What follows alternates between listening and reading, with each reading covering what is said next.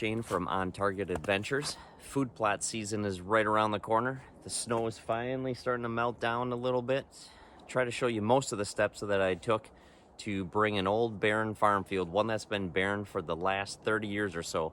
Gonna bring it back to life and try to get a nice food plot established. We're gonna be going over mowing, spraying, plowing, disking, dragging, doing soil tests, adding lime, fertilizer, maintaining, top dressing the crop, getting stuck, transplanting trees, planting new trees. God allows us to work the ground. He allows us to plant the seeds, but he's the only one who gives life and can make things grow. So hope you guys enjoy. Let's get at it. It took me about 1.5 years to get a very old farm field looking like this. It wasn't all easy. Shane is stuck.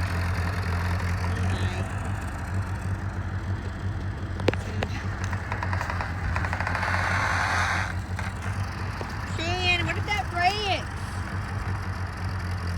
It doesn't sound good.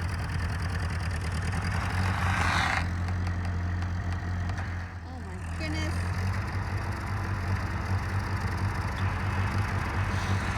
We're gonna break our side by side. I think we need the truck. This is really where a remote winch comes in handy.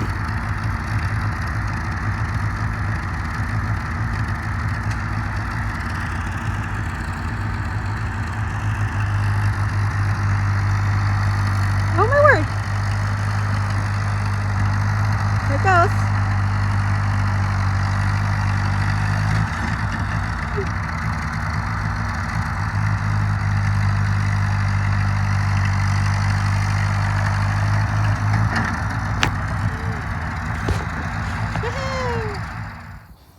I'll try to show and explain most of the steps that I took to get the field looking like this. Like I said, it took about 1.5 years, but the results are really good on the top side of the field, but the lower part of the field, still working on. You can see here where this white deer and a couple brown deer are browsing around. This is the lower part of the field. It didn't fill in quite as well as I hoped. Had a very wet spring and summer. And when I did the lime application, I was able to do the top half a year before this lower half. So the lower half, the lime was not able to get into the ground that well yet. When I started working on this old field, it's about a 2-acre field. Just wanted to take down this old fence line, and also did some mowing so that when the grass and weeds started growing up right away, I could spray it and hit them right away before they got too big.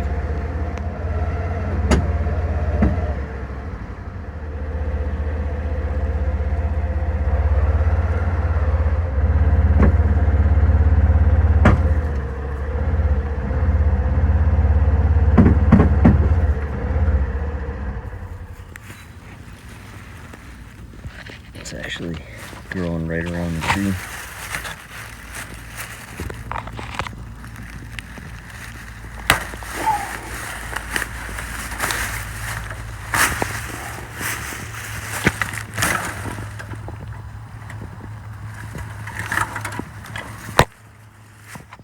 Got some free-range chickens checking it out back here too.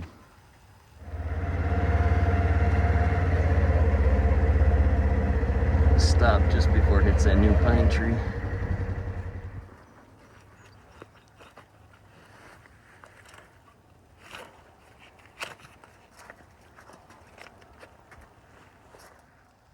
It's gonna start raining pretty soon, and just getting up to the thick stuff.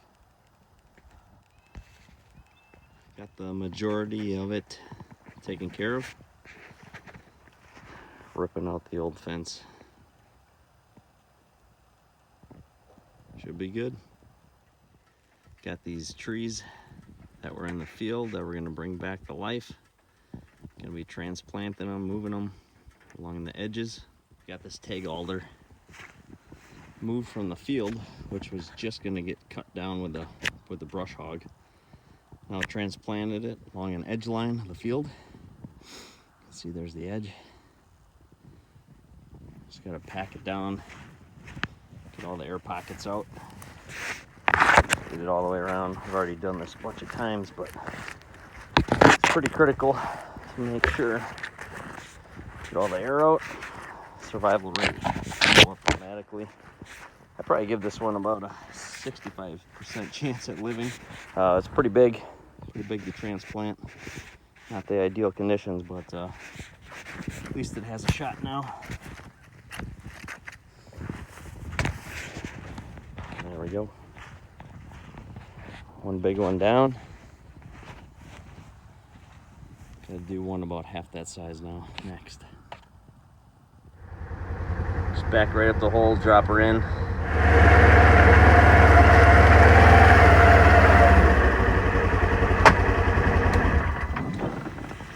Let's see what we got here.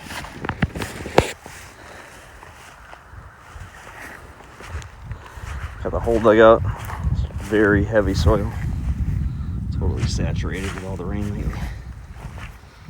Typical spring. It's time to drop this beast in here. Let's see what we got. Got the second one in. Pretty close to the first one. Hopefully they'll just keep suckering through the roots and just kind of fill in this area over the years. But, just want to show you something else. It's also a good sign when you're bringing the field back to life, putting in some food plots. Yeah, you find remnants of shed antlers. Obviously I hit this one with the brush hog, but still cool finding them. Never gets old. Pack this one down and start planting these pines. Backing up a little bit to give you a little perspective. There's the two clumps of tag alders replanted along an edge line. These big chunks of sod I'll throw in the back of the Ranger so I can reuse them to fill in the holes from the field. But, as you can see, this one's already got a rub on there from last year. In the spot that these are in, when they're first coming through the open field, hitting the wood line, these are going to be some rub magnets. Got the chunks of sod loaded up.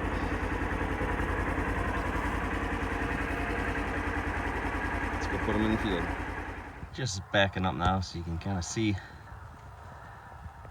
what the end game is here. There's an edge there. Back in the distance there's a little funnel where two smaller woods kind of bottleneck there. And here's the field. Gonna be bringing back to life. I'm not totally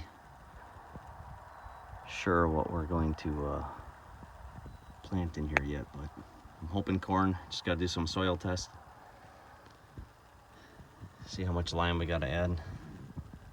I know I put in some plots close to here and we had to add quite a bit of lime, so we'll see.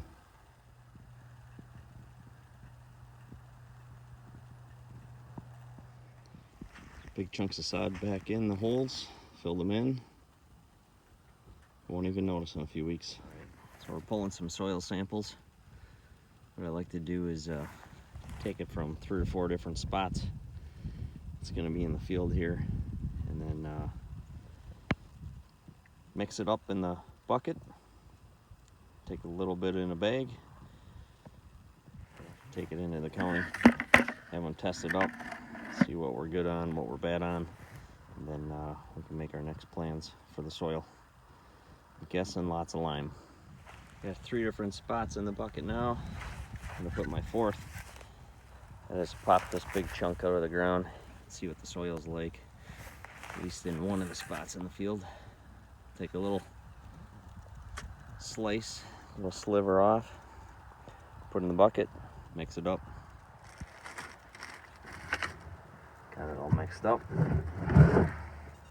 Pretty wet, so I leave the bag open for a while, let it dry out a little bit.